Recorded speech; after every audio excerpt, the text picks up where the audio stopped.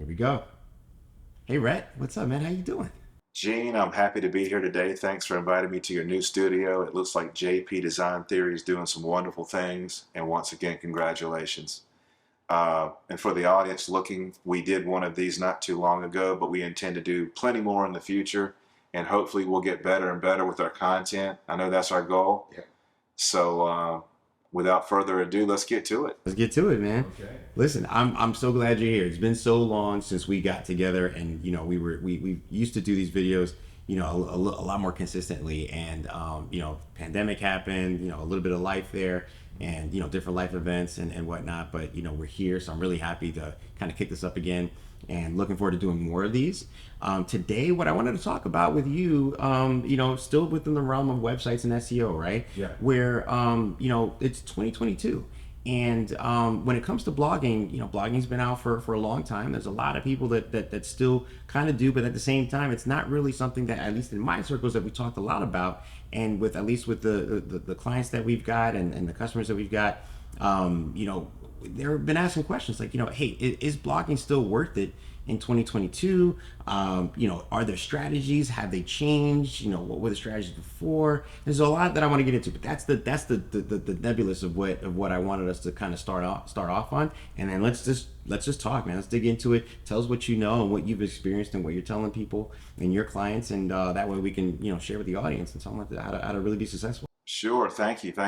I think taking it from the top, from a technical standpoint, you want to have your blog set up the right way. And we're talking to a lot of developers in this video, and also the common person on the street. So some of this may not make sense to you, but it may make a lot of sense to you if you're a developer. But I think we need to cover this to ensure that your blog is installed right so that Google gives you the maximum attention.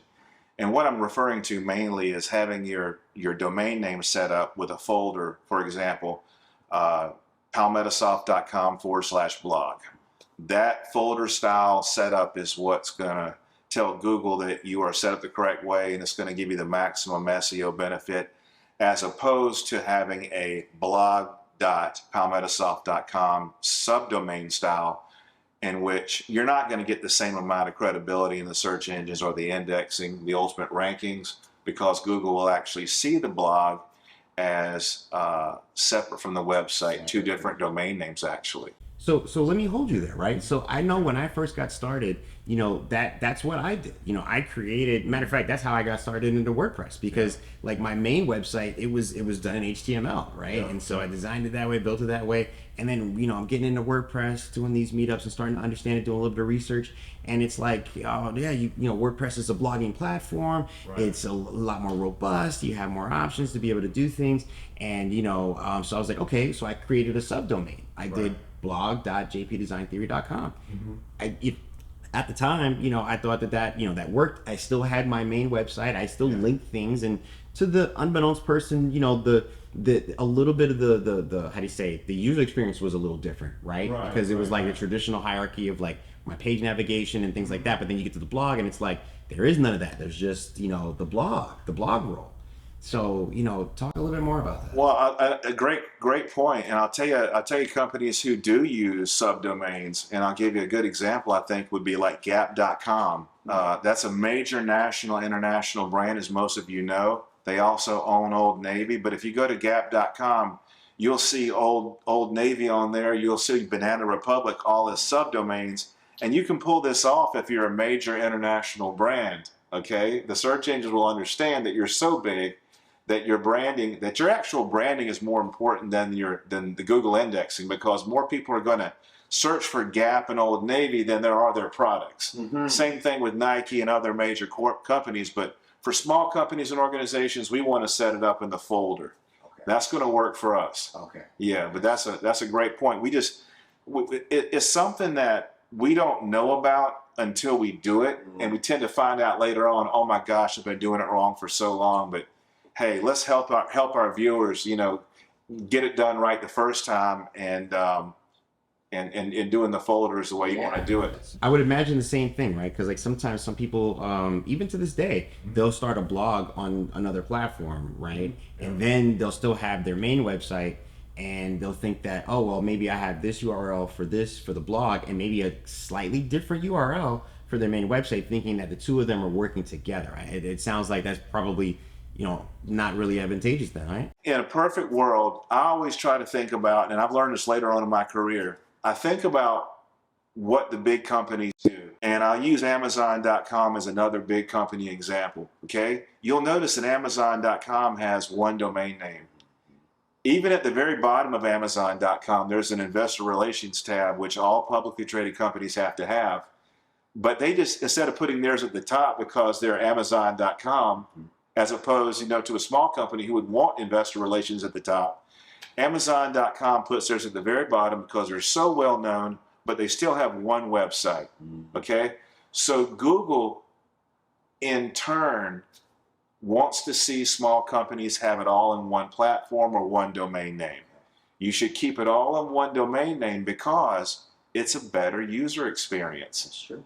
So when we put ourselves, and I'm going to touch on this later in the video, when we put ourselves in the user's perspective, always thinking about the user experience, we tend to do things right when we blog and do other website activities. They tend to work for us because that essentially is what Google's looking for.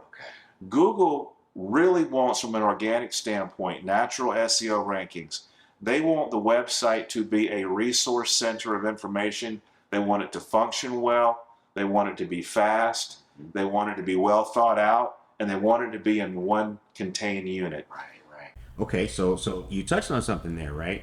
Yep. Now that we understand how things were before, we've also got to understand how things are now. Now, I'm going to touch on what I remember and when, and how I've been blogging. And I will admit to everybody, I haven't, been blogging almost at all in this year. Right, where when I first got started, it was me and we had a team of people. So it was like me and I think it was at the time it was maybe 4 other people. So we had literally a blog post that was coming out from at least 4 or 5 of us. I think it was 4 or 5 of us. So like almost every day of every week. So like each person had one that they would write per week, and we would schedule them and we would publish them, on their day. So like somebody had Mondays, somebody had Tuesdays, and then their topics were also different, right? And so like that was our setup with doing our blogs, writing our blogs at the time. But then through that we had our featured image, we had a certain amount of characters and keywords that we would kind of put in there.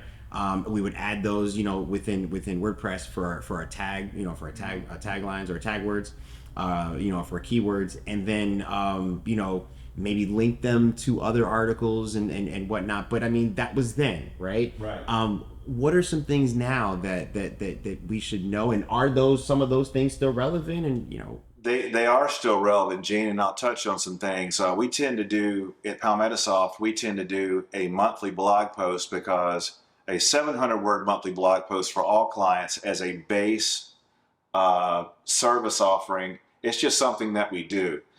For bigger clients with bigger budgets, we do more advanced SEO techniques, such as what's called a super blog post, and I'm going to touch on that in a little bit. But the 700-word blog post is something that we do every month for 2 main purposes. Number one, it is to get the website producing and content on a consistent schedule. This new URL being created every month with a blog shows a search engine that the website is active. You're also talking to the public, and Google likes this, right? As opposed to websites who aren't. I always try to think of things in terms of all things being equal, having a blog is much better than not having a blog. All things being equal, doing YouTube videos is much better than not doing YouTube videos, right? Like we're doing right now. right. So we do a monthly 700-word post, and I'll just get on some quick parameters of what we look for. Sure, please. We choose a primary keyword in the SEO campaign. We'll choose a secondary keyword and or synonym type keywords. Okay. Typically, your blog title needs to be 60 characters or less because that's all Google's going to index. Try to work your primary keyword into your title. Okay. In the body of the copy, in the body of the post, mention the primary keyword maybe twice. Okay. The synonym keywords, mention them twice. No more than twice in the post. Otherwise, it's going to look unnatural, And what it does is, yeah, we're kind of hitting on the basics, but like I said, we're producing content, we're keyword specific. Also, a very important thing is think about the theme that we're writing about. And I'm talking about content with teeth, okay? Even though we're doing a scheduled post every month and we're focusing it around keywords, we don't want to get caught up in the mindset of, I am a robot, I am doing this by routine, I must do it on this date. Think about your audience again. Somebody's got to read this stuff. So the theme and the angle of the content, you can write about anything within these parameters. Write something exciting. Write something that somebody wants to read. And if you want to know if your content is quality or not, I struggled with this for many, many years because I would hear things like, your content needs to be high quality. Yes, it does, and that is a major factor in the Google algorithm. Well, how do we measure that? I figured it out, I think. You put yourself in the reader's shoes and you say, what I'm developing exciting? Is it engaging? Have I put a lot of time into it with headlines and subheadlines and supporting bullet points, supporting images with captions underneath it? Maybe a podcast link, maybe a YouTube insertion in one of the between the paragraphs. All this kind of stuff that's going to hold my user, in the post, but also excite them and engage them to where they want to come back and visit, like, or share. I wanted to ask about them. Sure. You sound like you're about to get there. I have more, but please go jump in the comments. Comments on a blog post. When you have a well-written blog post, you're going to get comments, okay? And I would recommend turning on your comments feature. If you're using a WordPress application, 43% of the sites in the world are built off WordPress. So there is a native WordPress plugin that you can use. It is available, and millions of websites use it. You can also use Discus, for example. And the reason I'm using these two examples is that they are indexable by Google, okay? Whereas the Facebook plugin is not indexable by Google, okay? Google and Facebook don't love each other, so by putting the Facebook comments in your blog post, Google's not going to recognize that as extra weight of conversation about the post, which is a signal to the search engine that your content is more valuable. Correct. Yeah, that's what you would think. Yeah. Another thing about commenting is you want to answer as the blog owner. You want to answer as many comments as you can, but there are nuances to this. Okay. If somebody says, yeah, man, I totally agree, that may not merit a comment. You appreciate it, but that may not merit a comment. Yeah, if somebody says something totally off base or totally unrelated to the post, you may want to delete it from your comments because you don't want to waste your other readers' time who are reading through the comments, because comments can be very valuable. And then if you have a really engaging question, that's a great time to give a nice expanded answer. And all of this conversation and weight not only keeps somebody on the page, but it's a signal to Google Analytics that sends the information back to Google. Hey, there's a lot of conversation about this post, and the visitor page time has increased and continually increases. Okay. Another thing that I would like to add is you want to add a social engagement bar at the top of your post. Okay? Top of the post. Okay. At the top of the post. Here's the psychology behind this. Imagine you go to a blog post and it's got, for example, 10,000 views. Okay? As opposed to a post that has 3 views. Which one are you probably going to be way more interested in immediately? The 10,000 view post, right? And why is that? Because you see it. You got social. So you're thinking, okay, this has got to be more important. So the psychology of putting a social engagement bar up there, granted, we need to have a good post, good content, but it prompts people to want to read the post. Sure. Also, when they see those comments on there, if you see 300 comments versus 2 or 1, what are you more likely to scroll down to at the bottom of the? Yeah.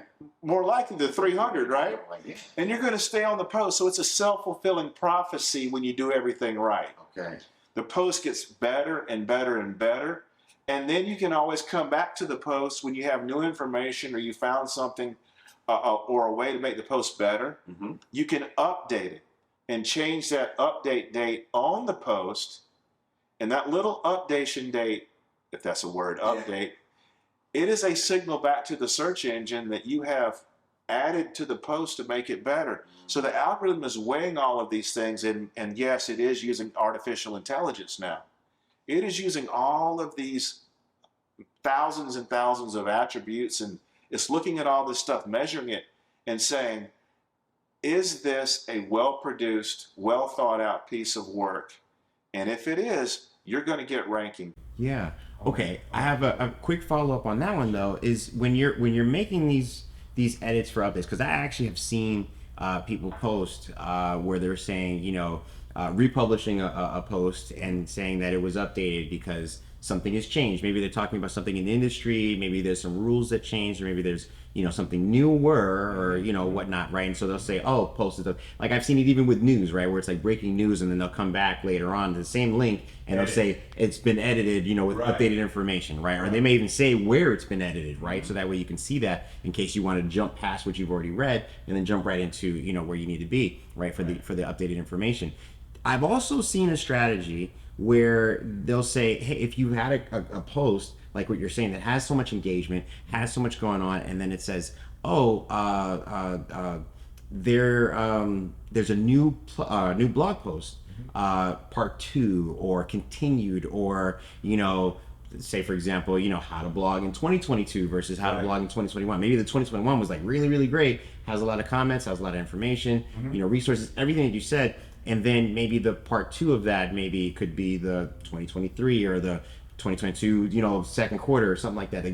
Do you see that as a strategy as well? Absolutely. You could have, I call this related posts. You could have a section at the bottom or even in between certain paragraphs of your post called related posts. It could be part of a 1, 2, or 3-part series, or it could simply be related posts. And blogs can link to each other as long as they are somewhat related content, I recommend.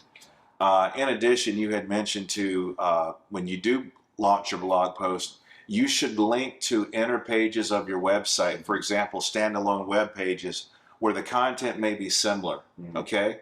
You want to do a couple of inbound links so that link juice can flow from that blog post to your main web page of your site. We typically do this 2 to 3 times in each post. Okay. And external links. This is not really a new concept, but there has been a misunderstanding, I think, in the SEO industry for a really long time about external links. Okay. Don't do them because the more external links you have, the more you're sending traffic away from your website, and you're going to get penalized for it because the search engines don't want you to do that. Right. That's not exactly true. Like we learned in school and high school and also in college, whenever you do an important research paper, you tend to have at the very bottom, you have source links, okay? Well, in the world of blogging, we can work those source links actually in the post as you're reading it. You can actually put, source and then link to typically a high quality third-party website. But what you want to do is put no follow tags with that external link. Now, the search engine Google will follow that external link to that third-party site and make the association that JP Design Theory is linking to a high-quality site such as Wikipedia, for example, okay? It's going to make that association and say, well, if he's linking to them about his content, he's basically letting them know, hey, what I'm saying is true. And and you can find more information over here. So they give you credit for that. Now, the no follow tags simply stops your link juice from being passed from your website to that website and giving them credit. Really? Yes. So I've actually I have to admit I've not known what that actually meant. So you're saying, and is that something that you can produce or make a setting in each blog post? Is that a setting in your website? Is it a setting in WordPress? Like, how do you actually set that up? As far as I have a team, Gene. You know this. They know a lot more technically than I do about this. Sure. We tend to do it. I'm gonna make an assumption right now. I may not be correct about this, but I think it's done on a per link basis. Per link basis. A no follow tag. Yeah. Okay. But there may be an automatic setting in WordPress. I'm not sure. Okay. But you definitely want to use the no follow tags Whenever you're linking off of your website or your web page in general, or the blog inside your website, use a no follow tag. The search engine will follow it. It'll make a notation that, hey, your work tends to be better and more authoritative and more credible, because you're linking to other resources saying what I'm saying is true, and for more information, go here. So like I said, the search engine now with artificial intelligence is looking at all of this, but that no follow tag will tell Google, stop sending our link authority, our link juice to these other websites. And keep it in-house. Okay. Another thing, if you don't mind, I'd like to touch on is one thing that has been a more recent development for us, and it just hit me like a ton of bricks several years ago. I was doing keyword research on some national keywords that we wanted to get ranked on, and we had been struggling for years, Gene. I'm talking about for 10 years. We were struggling with, how do we get ranked on national keywords? Do we do another website? Do we do a separate website? Do we stop doing, local SEO for this particular state? How do we go national? Do we do really extremely long tail keywords, 3 or more or 5 or 6 words in a keyword phrase, and try to peel off a potential national ranking? So as I was doing reverse engineering, I was typing in the keywords, looking in Google one day. I noticed that all of the posts for a particular keyword, they were all blog posts, the results, the first page of Google. And it was an informational type keyword, where typically you could take an informational type keyword such as SEO process, That's not typically something somebody would type in looking for a SEO provider, but it could be a keyword that somebody would look for that wants to learn more about how to do SEO, right? That we consider those an informational keyword, or the slang in our industry is an informatic keyword. Okay? Well, by doing what's called, I coined this a super blog post. It tends to be between 2,000 and 6,000 words. We start off doing an outline. It needs to be written by a subject matter expert or a team of subject matter experts. It could be a process in which you do a video shoot for a company. You write a 2,000 to 6,000 word post. First of all, you develop an outline. You have headings and subheadings. Okay, so those are still important, right? Yes, absolutely. You have a very powerful keyword that you center your post around. You work it in the title, okay? You work it in the body copy. You have some supporting keywords. You make your post engaging. You have supporting graphics and infographics. If you cannot create your own graphics because you're not a graphic designer, borrow graphics from another website. Just source them at the bottom. People love it when you do that. You can borrow as much material as you want to on the internet, as long as you simply put source at the bottom of it and give them credit for it. And I'll put some links here at the bottom for royalty-free, images and graphic sites that you can actually get sourced content to be able to use specifically for blog posts and other publications. Again, by giving credit to the creators, but they're high quality stuff, both video and images that you can use. So yeah, good point. Thank you, Gene. And I know we're beginning to get closer towards our window here. But this is good though. You're on roll. Thank you. I'll give you guys, as we wrap this thing up, I want to give you a great example of what I'm talking about when I say super blog post. If somebody was to go to Google and type in the term SEO process, okay, that's typically somebody that wants to know, how do you do SEO, okay? Almost all of the results on Google are blog posts. They're really extended pieces of work that have a lot of great information, and these are companies or individuals who have put a lot of time into these posts. Right. Well, my company currently, as of today, ranks number 5 in the world, right behind Neil Patel. I'm gonna give him a shout out because he's one of the most famous guys in the world in SEO. We are right behind NeilPatel.com. Neil Patel, as a subject matter expert with our post, the 10-step SEO process. Awesome. It took us over 100 hours to produce this post. Okay.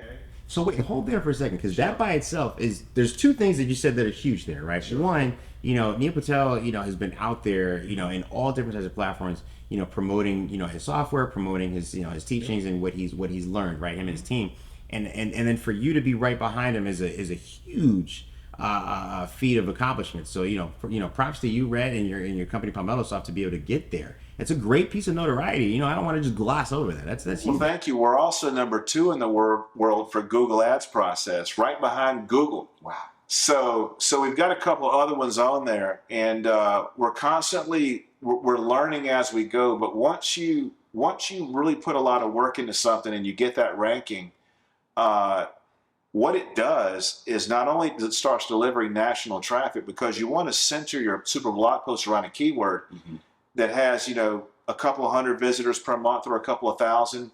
So once you get that national traffic, something really unique is going to happen to you that you're going to find out. You're going to discover this. If you're going after local keywords in a particular city or some cities, and they've always had a hard time ranking on the first page of Google, as soon as you start getting national traffic to your website, those city keywords pop up on the first page all of a sudden. Google sees you as a more important entity in the world of SEO and just as an authority. So blogging is extremely important, and the way you do it and the way you go about it can be a powerful, powerful way of bringing traffic to your business and ultimately increasing sales and branding. Yeah, so I want to add on that. It's a testimony, right? So we have a mutual friend and colleague and client, John Hughes, right? And so you were talking about the process of how you've been working with him and your team working with him and creating content for him. And we caught up last week and he was telling me about how there's a blog post that your team wrote that was better than he could have written, really? And that garnered more traffic above and recognition above his competition. I want to say that he even, and I might be overreaching, but I mean he was saying, if I remember right, he was saying that it even did better than Disney Golf.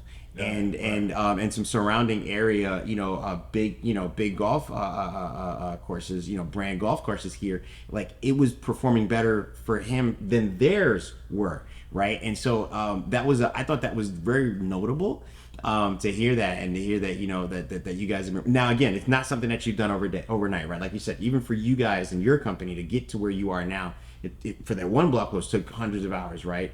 And so even with John, it's been a couple months, working with him, but and not that long. I think it's maybe 3 or 4 months. Yeah. And so to see that happen, already, I think is another notable piece to add to that, specifically in what we're talking about today, being blog posts, writing blog posts. And for those who don't know, could you touch a little bit on who John Hughes is? Sure, yeah. So John Hughes is actually, it's a long story that I had with him, but he is a master PGA instructor and has been in the PGA space for decades. And he's here in Orlando and Kissimmee, Florida.